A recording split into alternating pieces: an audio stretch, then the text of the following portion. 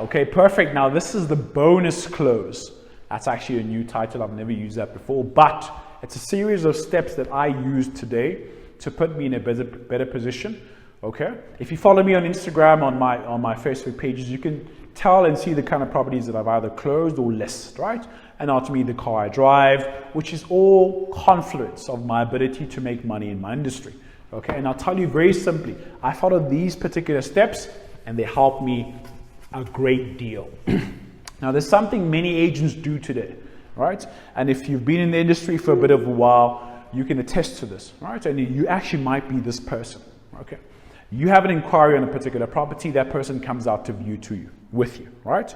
You show them the property, you show them everything, they give you many objections. Oh, well, look, my wife isn't here, I need to ask my wife, I need to speak to my wife, we still need to raise the money. They tell you all these things and you're there gladly agreeing, yep, yeah, okay, perfect, okay, cool, okay, let me know. You drive off in your car and you leave, right?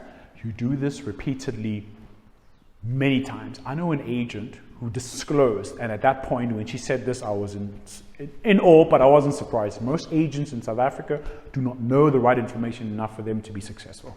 She had done over 20 viewings of properties, had no signed offer, had no intent, had nothing, and she had taken people to view over 20 times in 1 month. Now 20 times is a great deal, but with no contract in place, no nothing, it means, I know exactly what it means. At that time when she said it, I knew the problem.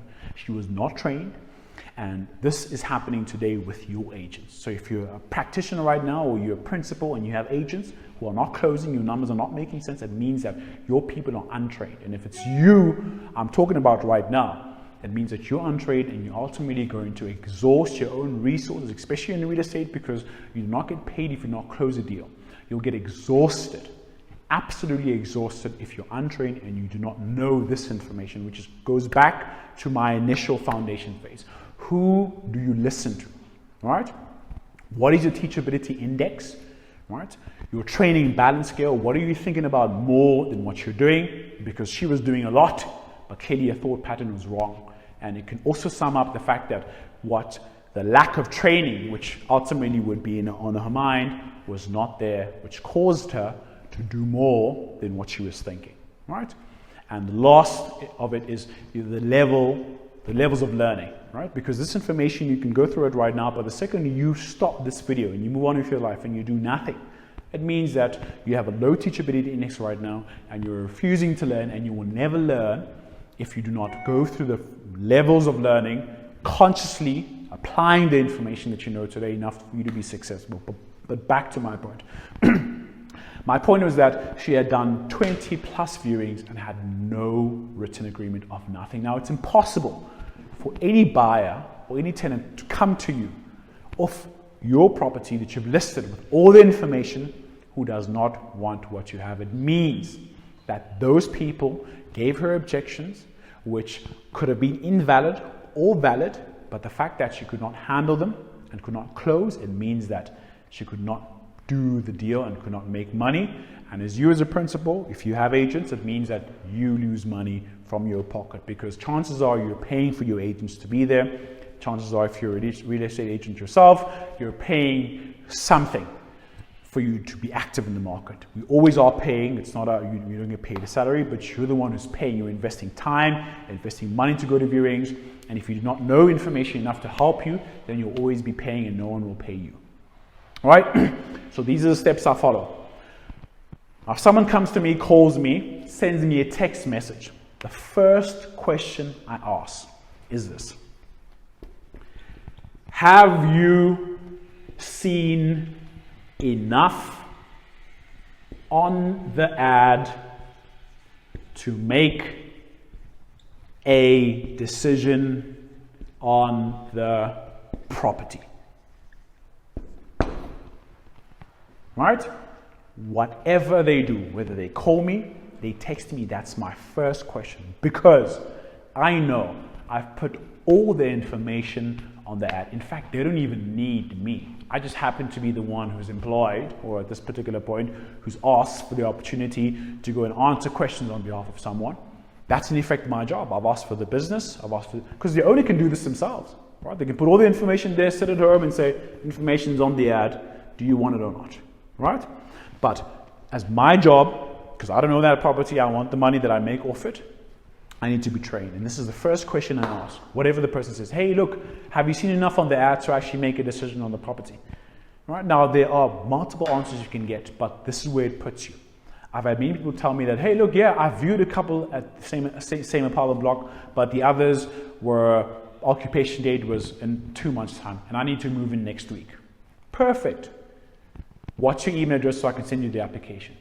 You've saved yourself a great deal of time. You've saved yourself energy and money. You don't have to go show the person the property if they don't really want to. They could have seen enough. Many people have done that with me. I've had people who are in Cape Town who've paid 6 months upfront and a year of the property they have never seen before in their life. But they know the apartment block, they know the complex, they know everything about there, but they do the deal because I asked the right question at the right time.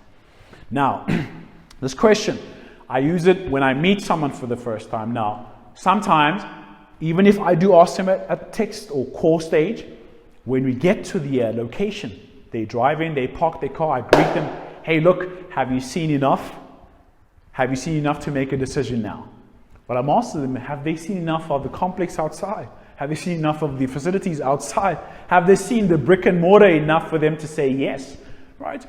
They could easily say to you, yes. Most times I get a chuckle all the time. 10 times out of 10, people chuckle. Ha ha ha ha ha. I'm like, oh yeah, I knew you were going to chuckle, right?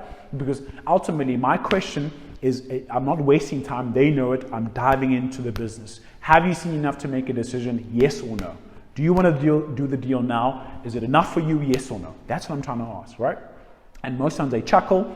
They tell me, hey, no, look, man, we haven't seen the apartment. I'm like, hey, look, man, I was hoping you'd say that, right? Because if you didn't, I probably wouldn't have the opportunity to show it to you right now. I'm being smart. I'm joking around. Or they tell me, no, I haven't. Or I'm like, yeah, look, I'm glad you said that. The last person told me yes, right? Or they could tell me no, and I tell them, yeah, well, look, some people tell me yes, and I don't want to show you more than I need to. And they chuckle again, right? It's a bit of a script, right? But again, this is something I'm giving to you right now to tell you what flow that I follow. Right? So the first thing I do when I meet them, I close. The first thing I do when they call me, I close. I ask the closing question. The first thing I do when they text me, I close. There's a model, or there's a WhatsApp message I get from the office that's like automated, and it gives me the lead of the person who's coming in. And I literally edit that message and I put in this at the end of the message, right? Because I'm telling the person, whoever I'm talking to right now, look, have you seen enough to make a decision on the text? I edit it every single time. I tell you it works. It puts you in a good place with the person because they chuckle again, number one, and it puts you potentially in the best place because they could tell you, yeah, look, I'm sold already, send me the form, or let's do the deal, whatever it may be, but you have them, you're closing them, you're trying to close them at the inception, you're moving forward, you're getting them to do a deal with you from the beginning. You don't wait until the end, until you finish presenting. You get to the beginning of it. That's where you start. Then I present my product, my property. I take them to their property. Then I start asking some miniature closing questions. Or I ask them again, maybe after the first round of the facilities. Hey, look, have you seen enough to make a decision now? Then they might chuckle again, right? They could even tell me, look, I love this place. Oh, the facility is great. I'm sold. They could tell you that. But the fact that you ask them, even after the first phase of it, puts you in a good place, right? Now you could ask this throughout intervals of your presentation. You never stay too long in the presentation without asking one of the qualifying questions. Either this, or look, one of the best one is, or the other one, write it down if you don't see this, is, do you see yourself, right, living here? Okay, you've either shown them the facility, or you've shown them the apartment, you show them inside the apartment, you're inside, and you ask them the question, hey, look, do you actually see yourself living here? Yes or no, right? You ask them such a question so that, again, you're closing them throughout the transaction, throughout your presentation. You don't want to wait until the end. You don't want to waste your time, be the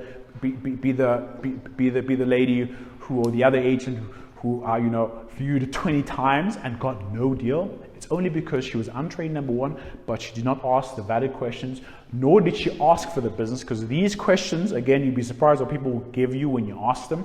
These questions, you're actually asking for the business. You want to know, is it fine now? Have they seen enough to make a decision now? Can they roll with you now? And it'll help you get a deal now rather than later, right? Right, so you've ultimately asked these questions, you are within the close, everything is responsive, they love the property, the energies are high, and you're now at the end of the presentation. Now you're trying to get them to do the application or sign the OTP, right? So now I'll speak on the rental part, I won't speak on the sell part, I'll leave that only for the advanced course. Again, this is a beginner's course, guys, but it is a paid version. It is more than what you'd get, assuming you started at the beginning. But my point is right now, if I use my rental experience, when you get to the last stage of it, right? Because deals can change and unwind at any point, even at the end with high energies, right? Things can unwind and you are left with no money, with no deal if you do not know how to seal the deal. One of two things. You ask the person at the end, right? Is there, or rather let me move this. You ask one of the two questions at the end. And I did this yesterday with the OTP for 3 million Rand, property sold in Hyde Park. Everyone signed, by the way, OTP submitted. You ask the person, is there anything, right, that would change your mind, right, in moving forward with the property? Okay, now most people are very fearful of asking this question, but it's very clear. You want to find out because deals can unwind, especially after you leave the person, especially if they have someone else, because you can have a third party who's there, right? I'll leave more information for the advanced course, but my point is you can have a third person who's there who would spoil your deal without you knowing. You ask this question at the end, look, is there anything that would make you change your mind in doing this with me today? Right? They could tell you no. There's nothing. Look, I love the pace, man. I'll do it. Send me the stuff right now. It's perfect. Shake your hand. Gone. You've sealed the deal, right? You've ultimately ensured that this person does not leave here and change their mind or go view something else. Okay? Right. Now, the second part of it is very easy. Yeah? It's related to what you now do. Remember 99%, 1%? Your thoughts have got you here thus far and you're implementing the information, so you're in the good track. But the one thing, which is the 1%, but it's very important, it's speed, right? With whatever their answer is here. If this answer is positive, no, look, we're done, let's do the deal, where's the OTP? The OTP could be right here, but again, I think I'll leave sale for the advanced course. But all they need to do right now is sign the application, send the docs, and move forward with you. But the second thing is speed. This person is very hot. They want to do the deal right now with you. You send them everything right now. You don't wait for anything. You send them. If you have to send them, they reply to you back. You have to be very fast with this. You cannot let time come in between you and the potential of you making money. Time will kill your deal if you let it. But at the same time, time will give you the deal if you let it. And the only way you can let time give you the deal is by becoming very speedy.